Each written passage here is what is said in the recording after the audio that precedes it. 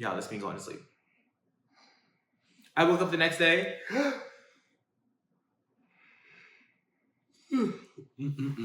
Girl, I typed into the computer. Looking at my grades. They posting grades at this point. And it said an A. I was like, oh!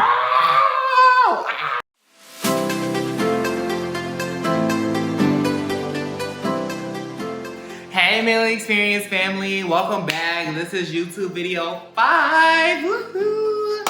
Yes, we're getting a lot more consistent. Look at us. Yeah, 5 and we all the way live. 5 and we all the way live. 5 and we all the way live. But hey, I hope you're doing well. I hope you're in well spirits. If you haven't already, make sure you subscribe to the page. Make sure you leave a comment down below. Make sure you like and you follow both my TikTok and my Instagram handles that will be on the screen display. And I hope you just got a little bit more life after watching this video. Now, today's video, you already know I be having stuff planned and scripted, not all the time, but yeah. Today is a story time of how I became valedictorian. So, yes, if you didn't know me already, y'all, I just be doing a whole bunch of stuff that you don't even know about because you don't follow the page and you don't subscribe, you don't do none of that. And I promise you, if you do all of that, then you get more tea, okay? Now, this video is gonna be another simple, sweet, cute, concise video. I'm gonna give y'all bits and pieces of my college journey and how I ended up becoming valedictorian. So, if you don't know, I attended Virginia State University, and throughout my 4 years, I maintained a cumulative 4.0 GPA average, which led me to be the valedictorian, or the highest ranking senior, as one might have it. And yeah, so I'm going to share my journey of how I became that. Now, this all started back in high school. Now, high school, I wanted to be valedictorian in high school. Unfortunately, it didn't happen, but I was in the top 10%. But it's always been like a life goal of mine, just to be valedictorian. Why? Because I was smart and I was making good grades. So why not? I showed that I could do it. I'm black, I'm gay, I'm male. There's not a lot of people that do that. So I have to be the one to step into that light. Sorry, I just have to. I'm not apologizing for it. So now in high school, it was just inevitable. It couldn't happen. I tried to take AP classes to make it better. It did make it better, but it just didn't get me where we need to be. Now, I did graduate high school with like 4.1, but beginning of my high school, I had A's and B's, but I didn't start getting all A's till about sophomore year, right? So when I graduated high school and I was valedictorian, but I was top 10%, it was so good. And I was like, yeah. And I just kind of gave up on it. I'm not gonna lie to you. I kind of gave up on it. I was like, I'm not about to go to college and just do the whole nine. Girl, I didn't even think I was gonna go to college to start with. But I was like, I'm not gonna go to college and just try and be doing the whole nine. I just want a simple, cute, because I still want a social life. I still want to, keep it very demutesy, very cutesy, and just keep it cute in society. So, boom, man, we get to college, and I'm living my journey, But me, I was always the type to go to class on time and do what I need to do. My academics were not going to slip for nobody. So I would go to class, turn in my assignments and everything, and lo and behold, I got an A in every class except one. And this was biology. By the end of the semester, I was like, okay, I'm cool with 6 A's and 1 B. I was taking 7 classes, y'all. If you're a college student, PSA. If you're a college student, do not take more than you can bite off. Now me, I knew I could handle it, but I didn't know I could handle it. It was a lot of stress that came with it. But if you know that you cannot just have all that extra pressure, don't put it on yourself. Now, I was like, okay, I can do 6 A's and 1 B with the biology. Girl, I went to sleep. Y'all, this me going to sleep. I woke up the next day.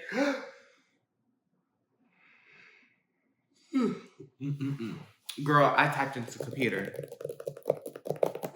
Looking at my grades. They posting grades at this point. And it said an A. I was like, like, your girl got straight A's her first semester freshman year. And I never anticipated that. I was just like, I was in shock. I was praying. I was on my knees praying. I was calling on my best friend. Oh my gosh, I was not expecting this. I did not expect to get straight A's my first semester. Because I was just like, okay, it happened. I went to class. I turned in my assignment. But there was no intent just to get straight A's. So when I did get it my freshman year, I was like, oh my gosh. Like it was really fulfilling for me. And it was that moment on that I decided that throughout my college career, I was going to maintain a 4.0 GPA. And it was like, because I did it and I didn't want to do it. Well, I didn't say I didn't want to do it. I did it, but it was not my clear goal. But then I realized it was something that God was already predestining in me. So it was something I couldn't escape. So from then, I was just like, okay, we just gonna have to keep this through the regs. And then not only that, the recognition that came with it. Like, girl, you in first place. And you always in first place. And don't ever let nobody tell you that you came in second place, because no, when you got that 4.0, you're always in first place. It don't matter what. You're in first place to get scholarships. You're in first place to get to the president's house or to these different meetings or, the extra internship opportunities and stuff like that. You're just in first place for everything. So I was just like, okay, just know your name is always at a table somewhere. And I was like, okay, just because of your GPA. Now, what you do outside of academics and stuff, that's ultimately up to you. But just know, if you have a very, very, very high GPA, your name is in somebody's mouth everywhere, 24/7 in a good light. And I was like, okay. So I just had to keep it. Now, sophomore year, it started to get a bit more challenging, more classes. And then I started getting a hold of the professors, that everybody would tell you or warn you about. But me, I don't let other people's experiences dictate my reality. So me, I just went on there and I had to do what I had to do. Now, mind you, some classes were just very trying. And I feel like it was most trying for me when I had to collaborate with individuals. Because a certain individual that did not want to do anything. And, some people looked to me as a free A, thinking I was going to pick up their slack and my slack. And that was just never the reality. But sophomore year, it was a little harder. Junior year, it was a little, it was cutesy, but it was like, okay, I'm already used to it. Senior year, I'm telling y'all, my hardest semester was my last semester of senior year, because you get the itis, you ready to go, you feel like you done did everything, and it's just tiring. You got to get up, you got to go to class, you still got to do what you got to do. So I would say my hardest semester overall, it was my second semester, sophomore semester, and my last semester of college period. Those made maintaining a 4.0 GPA even harder. And then not only that, I was in the band. They put you on the social media page. They do this thing where they recognize the scholars and everything. And my name stayed at 4.0 every time I was in there. And then at the band banquet, highest GPA in the band always went to me. Highest male GPA always went to me. And then, there was a girl and she always kept it. And she's like, we're bestie because we stay here. And she always took home the girl with the highest GPA. So, and it would just be a moment. Like, those are just moments, iconic, and it was really just fulfilling for me, because that was a life goal for me. I wanted it in high school and I didn't get it. I tried, but it just wasn't there. But then I came to college and to get it now. The week of graduation was just a whole week. Mind you, it was my birthday in that week. I had a national performance on ESPN in Atlanta that week. And then graduation was the next day. That was a whole thing. But if y'all want that video, if y'all want that journey, type it in the comment section below. Graduation week, birthday week, vlog journey. I think I have the B-roll clips. I'm gonna have to get them off my other phone. But if y'all want that, just let me know. Now, graduation day, I'm waking up, I'm heading over to the thing, because I just flew back in from Atlanta, and I didn't go to sleep that morning until like 2 a.m. And I had to be back at school around 7:30ish, because the processional started at 8. And I get in there, and there's people in there, and it was like, oh, Miles, we've been looking for you. Oh my gosh, congratulations and everything. And people wanted pictures and everything.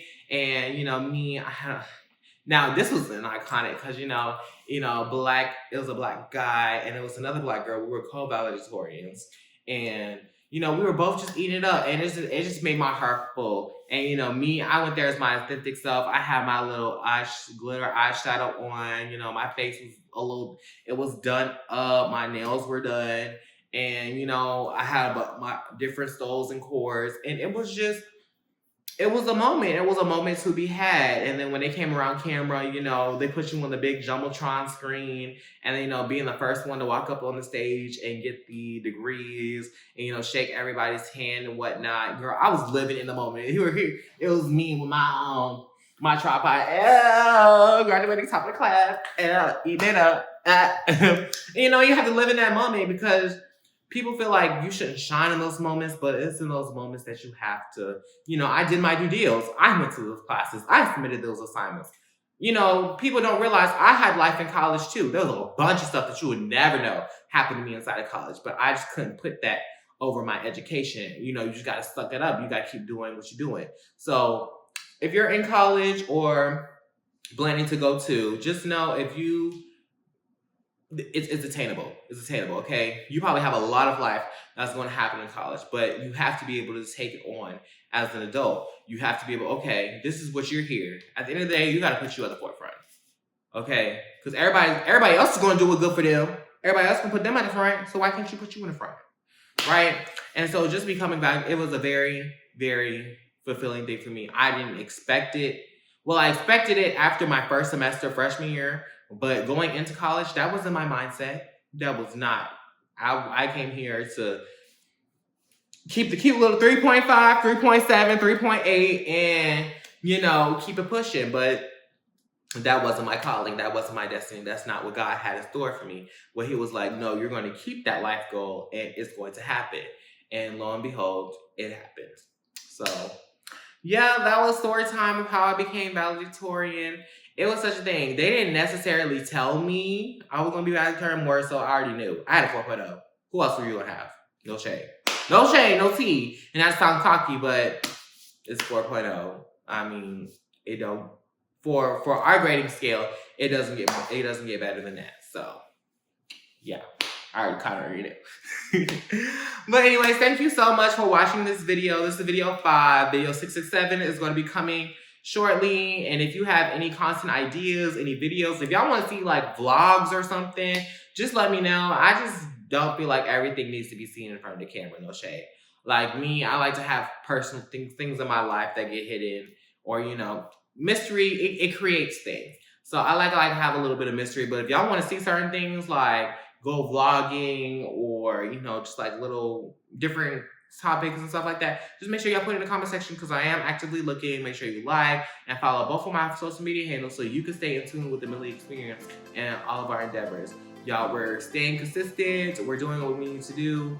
So, yeah, you might want to get on the train, okay? I know y'all see the new brand logo is out, yes, and you know, to come up. We're really trying, okay? I'm sending you well wishes from across the screen. Thank you so much for watching me, and I hope you have a great rest of your day. And until next time, oh, y'all like when I do this. Y'all love when I do this. It's Millie Miles, and I'm all of your timeline. Bye.